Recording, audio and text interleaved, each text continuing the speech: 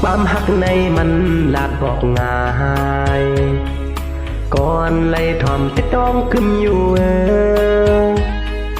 ก็อันลาดเจ้าแต่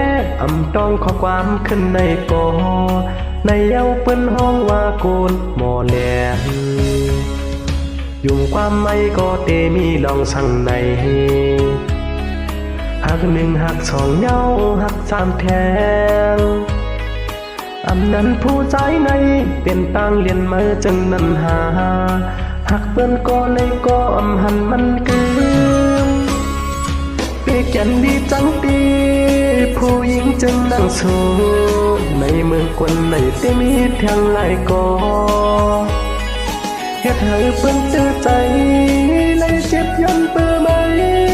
ในเพียงพอหันใจมันลายเอาเอง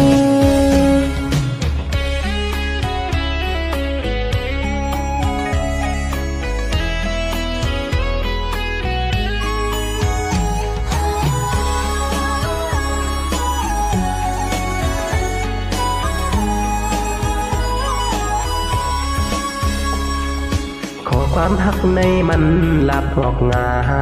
ยก่อนไล่ถ่อมเตียต้องขึ้นอยู่ก็อันลักเย้าแต่ต้องขอความขึ้นในก่อในเย้าเปิ้นห้องว่าคนหมอเลียนเก่าพี่แก่นดีจังปีผู้หญิงจึงนั่งสู้ในเมืองกวนในที่มีทางหลายก่อเฮ็ดให้เปิ้นเตือนใจในเจ็บยันเปื้อไหมในเพียงพอหันใจไม่ลายเอาหืยุ่มความไม่ก็เตมีลองสั่งในหักหนึ่งหักสองเย้าหักสามแทงนั้นผู้ใจในเปลี่ยนต่างเรียนมาจึงนั้นหาหักเปิ้นก็เลยก็หันมันเกินปีจันดีจังปีผู้หญิงจึงนั่งสู้ในเมืองกวนในที่มีทางหลายก็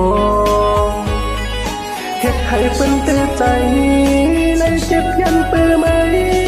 ในเพียงพอหันใจมันลายเอาหืในเพียงพอหันใจมันลายเอาหื